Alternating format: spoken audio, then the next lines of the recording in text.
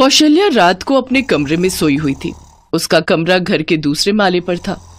वो खिड़की की तरफ मुंह करके आराम से सो रही थी। अचानक से उसकी नींद खुली। उसकी नजर खिड़की की ओर गई और वो चौंक गई। उसने देखा पड़ोस की बिमला की नई बहू पायल खिड़की से कमरे के अंदर झांक रही थी। कौन है वहां? पायल है क्या? खिड़की के बाहर से तुरंत पायल का चेहरा हट गया। कौशल्या दौड़कर खिड़की के पास गई। कौन है? कौन? पायल तुम हो क्या? लेकिन कौशल्या किसी को देख ही नहीं पाई। वो खिड़की से आगे पीछे ऊपर नीचे चारों तरफ देखती रह गई। उसे पूरी रात नींद नहीं आई। अगले दिन सुबह सुबह वो बिमला के घर पर गई। अरे कौशल्या, आओ आओ, क्या बात है? इतनी सुबह सुबह क्या सोचकर आ गई हो? घर में चीनी या चाय पत्ती खत्म हो गई है क्या? नहीं नहीं, चाय पत्ती नहीं, मेरा मेंटल पीस खत्म हो गया है। Mental peace? वो क्या चीज है? कोई नए किस्म का खाना है क्या? नहीं नहीं, मेंटल पीस मतलब मानसिक। छोड़ो, तुम नहीं समझोगी। अपनी बहू को बुलाओ। नई बहू? अरे ओ पायल, कौशल्या चाची आई हैं तुमसे मिलने, बाहर आओ जरा। पायल आंखें रगड़ते हुए कमरे से बाहर आई। क्या बात है कौशल्या चाची, इतनी सुबह? मैं तो सो रही थी। हाँ, रात को लोगों के कमरों में झांकोगी तो देर तक तो सोना ही पड़ेगा ना। लोगों के कमरों में झांकना? ये आप क्या कह रही हैं कौशल्या चाची? हाँ कौशल्या, ये क्या तुम उल्टा सीधा इल्जाम लगा रही हो मेरी नई बहू पर? मैंने कल रात साफ साफ तेरी बहू को मेरी खिड़की के बाहर देखा था। कल रात को मिलाकर लगातार 3 दिन से हो रहा है ये सब। क्या? आपके कमरे के बाहर? लेकिन आपका कमरा तो दूसरे माले पर है। हाँ वही तो, वहां क्या मेरी बहू उड़ कर जाएगी? या फिर जादुई शक्तियों से पैर लंबे कर लूंगी। कौशल्या चुप हो गई। उसे चुप देखकर बिमला ने कहा, कौशल्या तुम सो रही थी, तुमने सपना देखा होगा। जाओ घर जाओ और चाय पी लो। नहीं नहीं, मैं चाय बनाकर लाती हूँ। कौशल्या चाची, मेरे हाथ की चाय पियो। कौशल्या के पास कहने के लिए कुछ भी नहीं था, लेकिन उसे साफ साफ याद था उसने पायल को ही अपनी खिड़की के बाहर अंदर झांकते हुए देखा था। लेकिन पायल ऐसा कैसे कर सकती है? ये बात कौशल्या को कुछ समझ नहीं आ रही थी।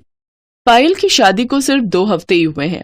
पायल ने बिमला के बेटे राहुल से लव मैरिज की है, लेकिन शादी से सिर्फ 1 महीने पहले उन दोनों की मुलाकात हुई थी।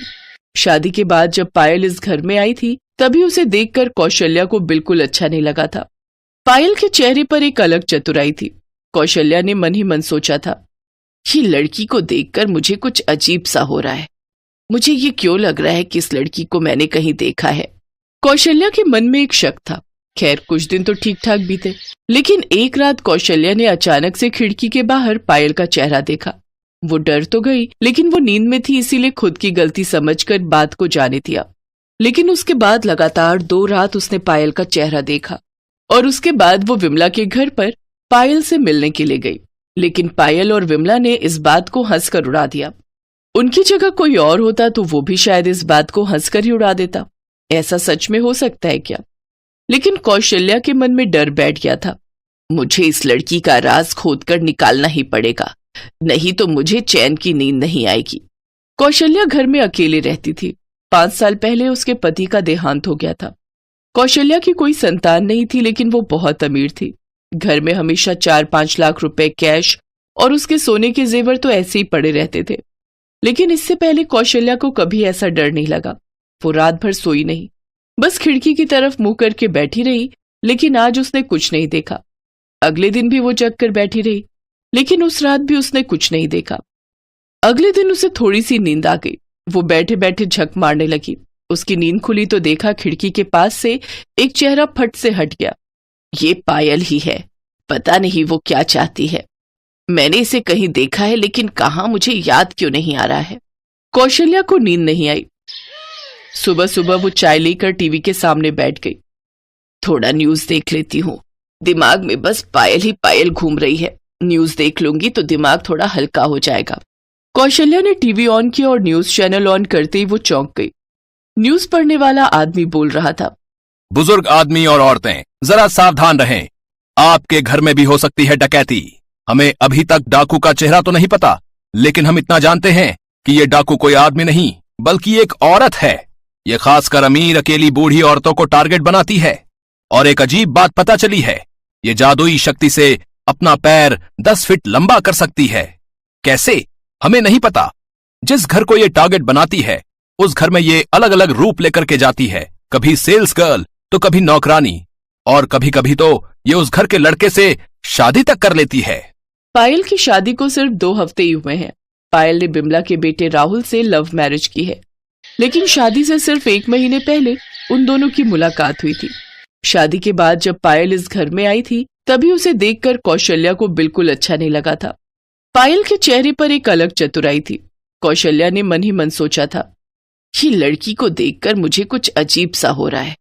मुझे ये क्यों लग रहा है कि इस लड़की को मैंने कहीं देखा है। कौशल्या के मन में एक शक था।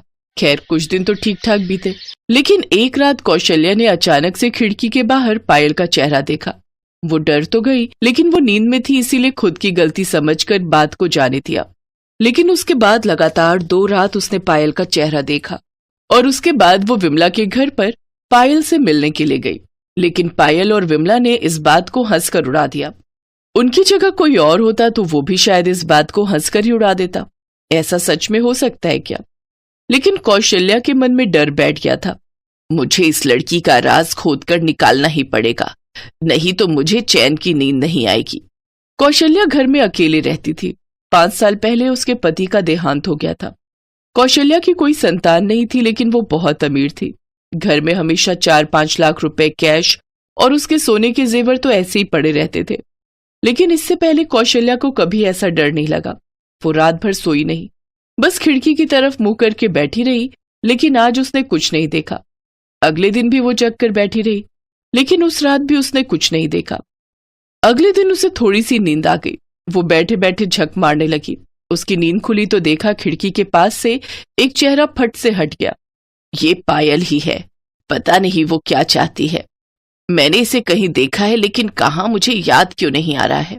कौशल्या को नींद नहीं आई। सुबह सुबह वो चाय लेकर टीवी के सामने बैठ गई। थोड़ा न्यूज देख लेती हूँ।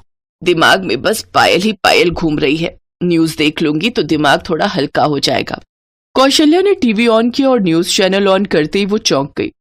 न्यूज पढ़ने वाला आदमी बोल रहा था, बुजुर्ग आदमी और औरतें, जरा सावधान रहें। आपके घर में भी हो सकती है डकैती। हमें अभी तक डाकू का चेहरा तो नहीं पता, लेकिन हम इतना जानते हैं कि ये डाकू कोई आदमी नहीं, बल्कि एक औरत है। ये खासकर अमीर, अकेली, बूढ़ी औरतों को टारगेट बनाती है। और एक अजीब बात पता चली है, ये जादुई शक्ति से अपना पैर 10 फीट लंबा कर सकती है। कैसे, हमें नहीं पता। जिस घर को ये टारगेट बनाती है, उस घर में ये अलग अलग रूप लेकर के जाती है। कभी सेल्स गर्ल, तो कभी नौकरानी, और कभी कभी तो ये उस घर के लड़के से शादी तक कर लेती है। और ये सुनते ही कौशल्या के रोंगटे खड़े हो गए। उसे कुछ याद आ गया। अरे, मुझे याद आ गया। 2 महीने पहले एक लड़की आई थी मेरे पास काम मांगने, लेकिन मैंने उसे भगा दिया। वो लड़की पायल ही तो थी, इसीलिए इतनी जानी पहचानी लग रही थी पायल। सत्यानाश, यहाँ दाल नहीं गली तो उसने बिमला के बेटे को पकड़कर शादी कर ली ताकि मेरे घर के पास रह सके। मुझे अभी पुलिस स्टेशन जाना पड़ेगा। कौशल्या तभी पुलिस स्टेशन चली गई और पुलिस को सब कुछ बता दिया। पुलिस के लोग नॉर्मल ड्रेस में आकर इधर उधर छुप गए। रात को कौशल्या सोने का नाटक करने लगी और तभी पायल बाहर आई और पैर लंबा करने लगी। ये देखकर पुलिस के लोगों के होश उड़ गए। वो तुरंत आए और पायल के दोनों पैर चेन से बांध दिए। रे, अब क्या होगा रे तेरा, है लंबे पैरों वाली डायन, चल। छोड़ दो मुझे, छोड़ दो। कौशल्या नीचे आ गई। मुझे पहले से ही इस पर शक था। ले जाइए इसे सर, इसने बहुत सारे मासूम लोगों को लूटा है। पुलिस ने पायल को अरेस्ट किया। उसके बाद से लंबे पैरों वाली पायल कभी किसी को लूट नहीं पाई। उसे जिंदगी भर जेल में ही सड़ना पड़ा। बिमला ने कौशल्या को गले लगा लिया। आखिर कौशल्या ने ही तो उस डायन से मुक्ति दिलाई थी। उसके बाद से सभी बुजुर्ग आदमी और औरतें खुशी खुशी रहने लगे।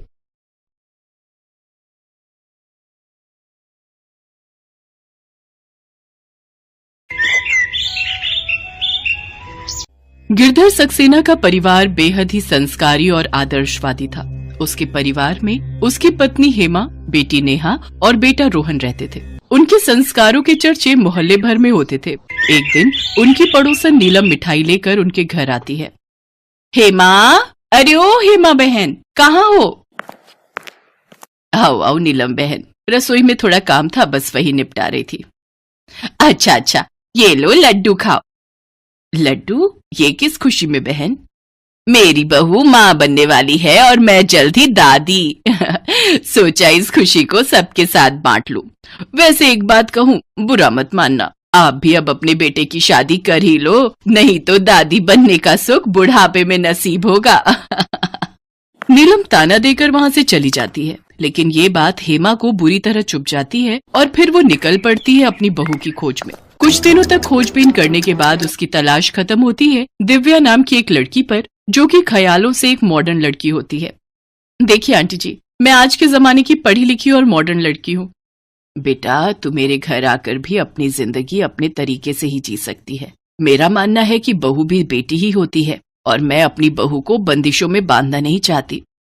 अपने ससुराल वालों के आजाद ख्यालों को जानकर दिव्या झट से शादी के लिए हाँ कर देती है। कुछ ही दिनों में दिव्या और रोहन की शादी बड़े धूमधाम से हो जाती है और वो सक्सेना परिवार की बहू बन जाती है।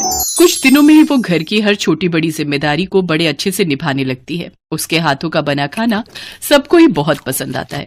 उसके ससुर गिरधर उससे कहते हैं, अरे वाह बहू, तूने तो बहुत ही अच्छा खाना बनाया है। तेरे हाथों में तो अब मानो माँ अन्नपूर्णा का वास है। क्या स्वादिष्ट खाना बनाया है। और ये खीर, आहा, भाई वाह, मजा ही आ गया भाई। आहा, इतना स्वादिष्ट खाना खाकर बहुत अच्छा लग रहा है, वरना लजीजदार खाना खाए तो सदियां हो गई। तंग आ गया था रोज वही घास फूस खाकर। हाँ हाँ, मैं तो जैसे तुम्हें बेकार का खाना खिलाती थी, अब घर में तुम्हारी बहू आ गई है तो मेरी पड़ी ही किसे है।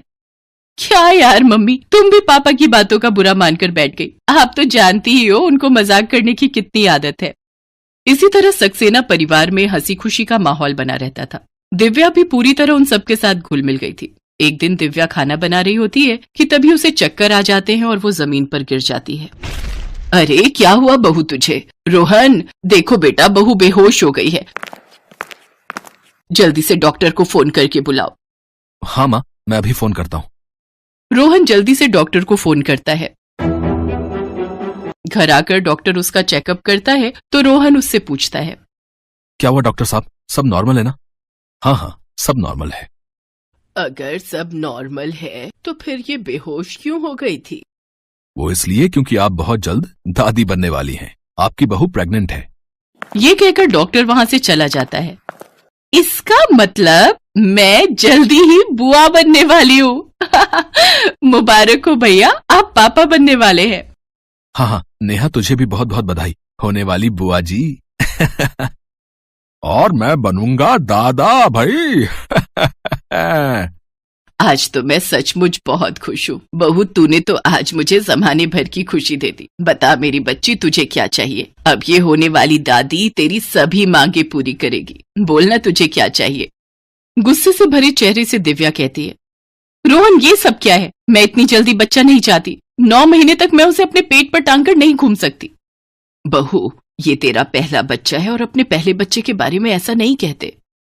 बहू, हम सबकी उम्मीदें इस बच्चे से जुड़ी है। तुमने देखा नहीं, इसके आने भर की खबर से ही घर में कितना खुशी वाला माहौल हो गया।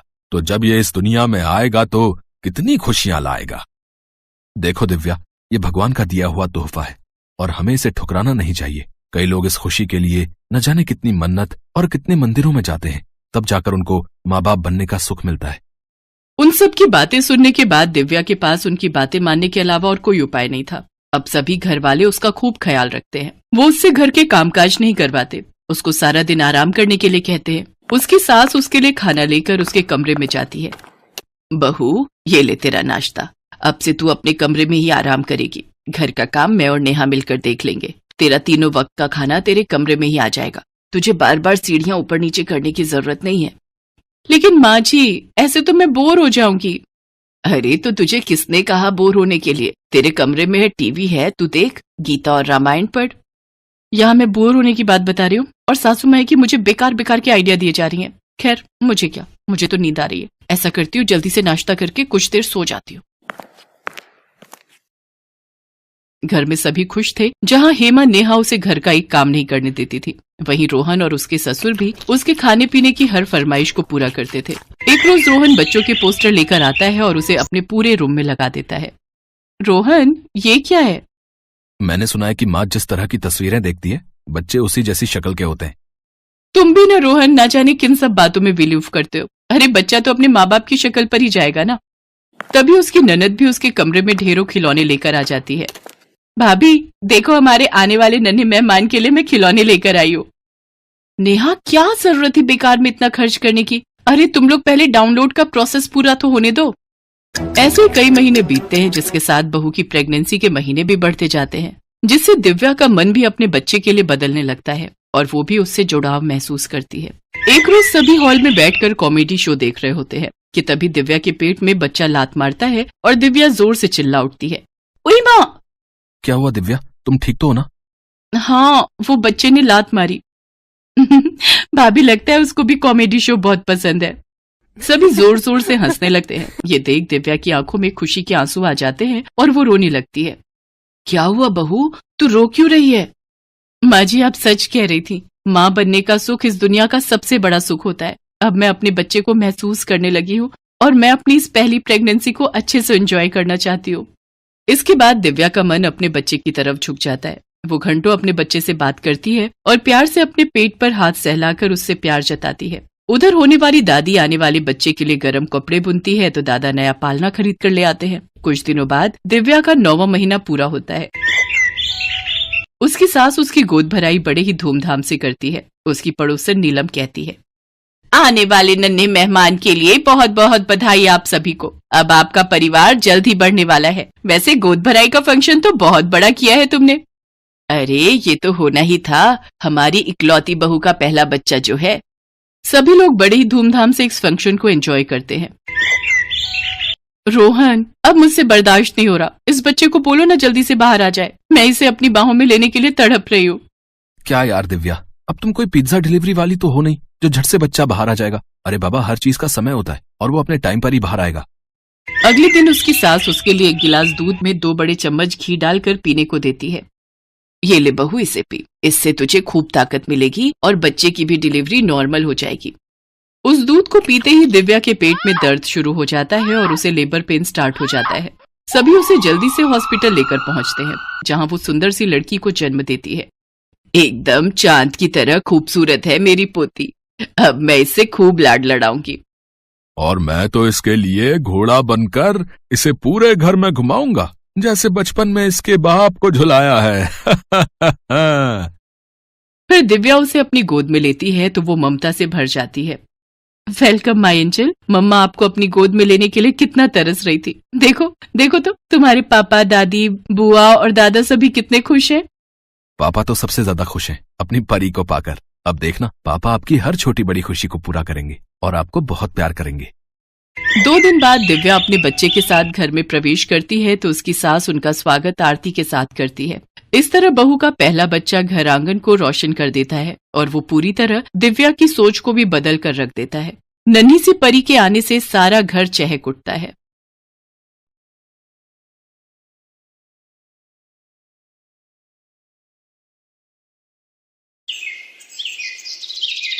ईशा काली थी। लोग उसे बदसूरत बोलते थे।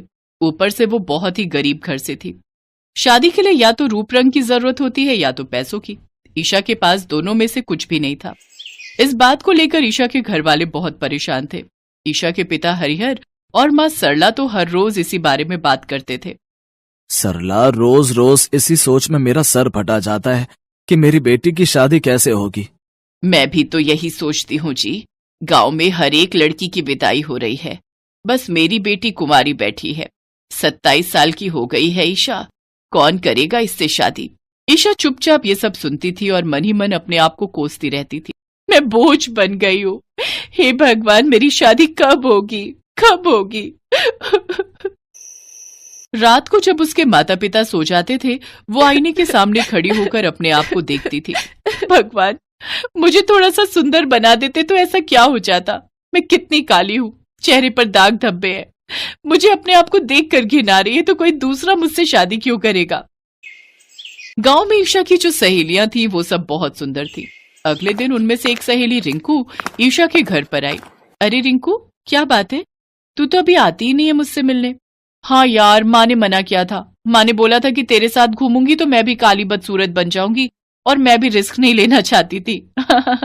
अच्छा, तो फिर आज अचानक क्यों आई है यहाँ? मेरी शादी तय हो गई है ना, इसीलिए तुझे ये शादी में बुलाने आई हूँ। पता है, लड़का एक अच्छी कंपनी में नौकरी करता है। अरे वाह, तू तो खुशकिस्मत निकली। स्कूल में तो पढ़ाई लिखाई में बिल्कुल ध्यान नहीं था तेरा। अरे पढ़ाई लिखाई से क्या होता है, असली चीज तो खूबसूरती है। लड़की खूबसूरत ना हो तो वो लड़की ही नहीं। चल छोड़, तू भी क्या याद रखेगी। ये ले कार्ड, शादी में जरूर आना। हाँ। रिंकू ईशा को ताने मारकर चली गई। ईशा को बुरा लगा और साथ ही साथ उसके माता पिता का भी सर झुक गया। बेटी तो बुरा मत मान, देखना तेरी भी शादी होगी। हाँ बेटी, देखना तेरी भी डोली उठेगी, तेरी भी विदाई होगी। ठीक है माँ, मुझे झूठी तसल्ली देने की जरूरत नहीं है। इस दुनिया में ऐसा कोई नहीं है जो मुझसे शादी करना चाहेगा। क्या फायदा हुआ इतना पढ़ने का, न कहीं नौकरी मिली, ना ही मेरी शादी हुई। अब अपनी बचपन की सहेलियों से ताने भी सुनने पड़ रहे। मुझे पैदा ही क्यों किया। ईशा रूठ कर अपने कमरे में चली गई, लेकिन वो किससे रूठी हुई थी ये बात उसे भी नहीं पता थी। शायद जिंदगी से। लेकिन सबकी जिंदगी में उतार चढ़ाव तो आते ही हैं। अभी ईशा की जिंदगी में दुख का पलड़ा भारी था, लेकिन उसे भी नहीं पता था कि कुछ ही दिनों में उसकी जिंदगी में खुशियों की बौछार आने वाली थी। भगवान सभी को कुछ न कुछ देते ही हैं। किसी को खूबसूरती देते हैं तो किसी को अकल देते हैं। ईशा के पास अकल बहुत ज्यादा थी। हरिहर खेती बाड़ी करता था। उसके पास अपनी बेटी को पढ़ाने के लिए पैसे नहीं थे, लेकिन बचपन से ईशा को पढ़ने की जिद थी। इसीलिए कैसे भी करके लोगों के घरों पर काम करके वो खुद की पढ़ाई के लिए पैसे इकट्ठे करती थी। वो कॉमर्स लेकर कॉलेज में भर्ती हो गई। ईशा कहा करती थी, मैं एक दिन बहुत बड़ी कंपनी में नौकरी करूंगी, बहुत अमीर बन जाऊंगी और अपने माता पिता के लिए बड़ा सा घर बनाऊंगी। ये सब सुनकर रिंकू जैसी लड़कियां हंसती रहती थीं। शक्ल नहीं है इसीलिए तू अकल के भरोसे बैठी है क्या? शादी के बारे में सोचा भी है कभी? शादी? नहीं नहीं, मुझे तो पहले अपने पैरों पर खड़े होना है, उसके बाद शादी वादी हो जाएगी। तेरी शादी कभी नहीं होगी ईशा, तू बदसूरत है बदसूरत। इस बात को लेकर रिंकू मजाक उड़ाती थी, लेकिन ईशा को पूरा भरोसा था कि उसे नौकरी मिलेगी। लेकिन कॉलेज के बाद उसे असलियत का पता चला। ईशा इंटरव्यू में बैठती गई और रिजेक्ट होती गई। किसी को काम से कोई मतलब नहीं था। सभी कंपनी वाले बस सुंदर लड़कियों को नौकरी पर रखना चाहते थे। ईशा को नौकरी भी नहीं मिली और शादी तो अभी तक नहीं हुई। रिंकू घर आकर उसे ताने मार कर गई, लेकिन हर इंसान का समय आता है। बस सही मौके पर सही जगह पर होना बहुत जरूरी है। रिंकू की शादी वाले दिन ईशा सुबह सुबह तैयार हो गई। कहाँ जा रही है बेटी? रिंकू की शादी में जा रही हूँ माँ। रिंकू की शादी में? लेकिन उसने तो तेरा अपमान किया। तो क्या हो गया माँ, अपमान सहने की आदत हो गई है मुझे। ईशा सज धज कर रिंकू की शादी में चली गई। ईशा को देखकर वो चौंक गई। अरे ईशा, तू आ गई? मुझे तो लगा था कि तू नहीं आएगी। कैसे नहीं आती? मेरे बचपन की सहेली की शादी है, मैं कैसे मिस करती है। बहुत अच्छी बात है। अब इस बदसूरत चेहरे को लेकर मेरे सामने मत बैठ, बाहर जा और लोगों को कोल्ड ड्रिंक सर्व कर। ठीक है रिंकू, जैसा तू कहे। ईशा हंसता हुआ चेहरा लेकर बाहर गई और लोगों को कोल्ड ड्रिंक सर्व करने लगी। ऐसे शाम हो गई। दूल्हा बारात लेकर आ गया और रिंकू भी शादी के जोड़े में मंडप में आ गई। रिंकू का होने वाला पति जिस कंपनी में काम करता था, उस कंपनी के मालिक मुकेश सिंघानिया भी दूल्हे के साथ शादी में आए थे। मेरे बॉस की अच्छे से खातिरदारी करो, वो खुश होंगे तो मुझे प्रमोशन मिलेगा। ठीक है जी, मैं अपनी एक सहेली को लगा देती हूँ। रिंकू ने ईशा को बुलाया और उसे बॉस की खातिरदारी करने के लिए कहा। ईशा ने मुकेश जी को कोल्ड ड्रिंक पिलाई और उनके साथ बातचीत शुरू की। मुकेश जी ने कहा, तुम तो बहुत अकलमंद लगती हो, हाँ? तो फिर शादी में काम क्यों कर रही हो? अरे नहीं नहीं, मैं काम नहीं कर रही हूँ, मैं दुल्हन की सहेली हूँ। वो मैं दिखने में अच्छी नहीं हूँ ना, इसीलिए मुझसे काम करवा रही है। ऐसा क्या? ये तो बहुत ही शर्मिंदगी वाली बात है। कोई बाहर दिखने में कैसी है उससे कोई फर्क नहीं पड़ता है, अंदर क्या है उससे फर्क पड़ता है। खैर, तुमने पढ़ाई की है ना? हाँ जी, मैं ग्रेजुएट हूँ, कॉमर्स लिया था मैंने। मुझे हिसाब किताब करना बहुत अच्छा लगता है। अच्छा, ऐसी बात? मैं बहुत मुश्किल में हूँ। कुछ महीने से कंपनी को प्रॉफिट नहीं हो रहा है, पता नहीं पैसे खर्च कहाँ हो रहे हैं। अरे मुझे बताइए ना, मैं हिसाब करती हूँ। ईशा हिसाब किताब करने बैठ गई। मुकेश सिंघानिया ने सारी इन्फॉर्मेशन दे दी और ईशा ने 2 घंटों तक हिसाब किताब करने के बाद कहा, ये लीजिए, मैंने कर दिया। इन जगहों पर ज्यादा खर्च हो रहे हैं। अरे वाह, तुमने तो कमाल कर दिया। ये सब काम कर दूंगा तो कंपनी को प्रॉफिट होगा। मैं तो तुमसे इंप्रेस हो गया। मुझे अभी तक तुम जैसी लड़की नहीं मिली, इसलिए मैंने शादी नहीं की। तुम मुझे पसंद हो, क्या तुम मुझसे शादी करोगी और मेरी जिंदगी और कंपनी का हिस्सा बनोगी? ईशा को तो अपने कानों पर यकीन ही नहीं हो रहा था। उसने हाँ कर दिया। मुकेश सिंघानिया अपनी गाड़ी में ईशा को बिठाकर उसके घर गए और ईशा के माता पिता से शादी के लिए इजाजत मांगी। हरिहर और सरला ने तो खुशी खुशी हाँ कर दिया और उसी रात आंगन में मुकेश जी ने ईशा से शादी कर ली और अगले दिन गरीब ईशा की विदाई हो गई। रिंकू का पति जिस कंपनी में काम करता था, ईशा उस कंपनी की मालकिन बन गई। रिंकू को सदमा सा लगा। ईशा ने अपने माता पिता के लिए बड़ा घर बनाया और वो ईशा सिंघानिया बनकर खुशी खुशी रहने लगी।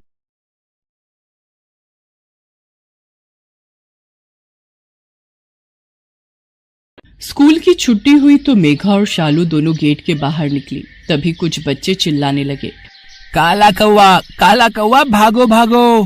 वो देखो, सामने काला कौवा, कहीं हमें काट ना ले, जल्दी घर चलो। मेघा थोड़ा दूर हटकर चल, मेरे साथ चिपक कर चलने की जरूरत नहीं है।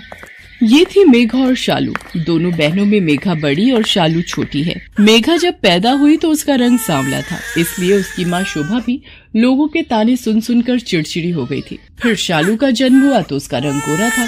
ये देखकर शोभा बहुत खुश हुई। आस पड़ोस और स्कूल में सब मेघा और शालू दोनों बहनों के रंग में भेदभाव करते। बच्चे मेघा को काला कौवा कहकर चिढ़ाते हैं। इसी वजह से मेघा बहुत दुखी होती है।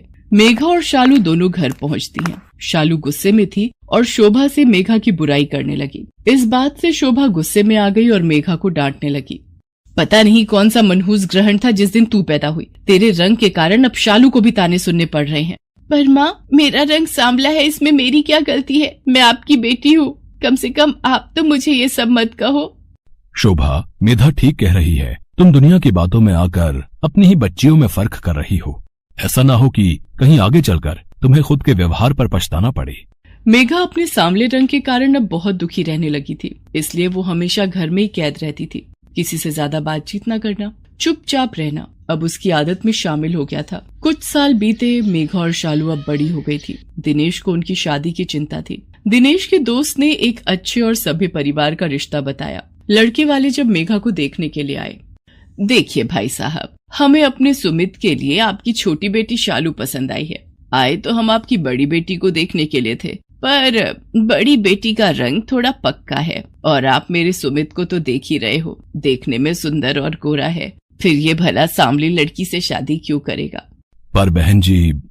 एक मिनट, जरा इधर आना। सुनो जी, कहीं ऐसा ना हो कि मेघा की शादी करने के चक्कर में हमारी शालू की शादी की उम्र निकल जाए। फिर रखना अपनी दोनों लड़कियों को घर पर बिठाकर। मेघा का रंग सांवला है, ना जाने इसके लिए कोई लड़का कब मिले। हाथ आया अच्छा रिश्ता क्यों छोड़ रहे हो? समझदारी इसी में है कि हम शालू की शादी कर दें। पर शोभा, अगर हम शालू की शादी पहले कर देंगे तो तुम जानती हो मेधा के दिल पर क्या बीतेगी, उसे कितना दुख होगा। पिताजी, शालू मेरी बहन है, अगर उसके लिए कोई अच्छा रिश्ता आया है तो आप उसकी शादी कर दो। वैसे भी मेरा भी शादी करने का बिल्कुल मन नहीं है, मैं अभी शादी नहीं करना चाहती। मेघा के हाँ कहने पर दिनेश और शोभा शालू की शादी सुमित के साथ कर देते हैं। पहले छोटी बहन की शादी होने के कारण रिश्तेदार और मोहल्ले वाले बातें बनाने लगे। शोभा इस बात का सारा गुस्सा मेघा पर निकालने लगी, जिस वजह से मेघा और भी दुखी रहने लगी थी। घर में माँ से ताने और मोहल्ले में लोगों की बातें। ऐसे ही एक दिन मेघा बाजार जा रही थी। वो अपनी गली से निकली। अरे सुमन, ये तो शोभा की बड़ी बेटी मेघा है ना? बताओ, बड़ी कुंवारी बैठी है, छोटी की शादी हो गई। अरे देखने में बिल्कुल भी सुंदर ना है ये छोरी, सांवला रंग है। छोटी वाली तो खूब गोरे रंग की है, तभी तो उसकी पहले हो गई और इसकी नहीं हुई। उन औरतों की बातों को सुनकर मेघा की आंखों में आंसू आ जाते हैं। तभी उसका बचपन का दोस्त रोहन सामने से आ जाता है। रोहन मेघा के साथ कुछ समय तक स्कूल में पढ़ा था, फिर बाहर पढ़ने चला गया था। रोहन मेघा को समझता था और बचपन से ही मेघा के लिए उसके मन में अलग फीलिंग थी, पर उसने कभी जाहिर नहीं की। रोहन एक सफल मॉडल बन गया था और अब वो बड़ी बड़ी ब्रांड्स के लिए मॉडलिंग शूट और शोज करता था। मेधा, हमें एक फीमेल मॉडल की तलाश है। जिस एड फिल्म के लिए कंपनी को फीमेल मॉडल चाहिए, तुम बिल्कुल वैसी ही दिखती हो। क्या तुम एड फिल्म के लिए मॉडलिंग करोगी? मैं और मॉडलिंग? रोहन, पर मेरा रंग? मेधा, मेरी नजरों से देखो, तुम बहुत सुंदर हो और तुम बहुत अच्छी लगोगी। तुम मुझ पर विश्वास करती हो ना? हाँ, अपने आप से भी ज्यादा। तो फिर ठीक है, तुम अब मेरे साथ ही मॉडलिंग का काम करोगी।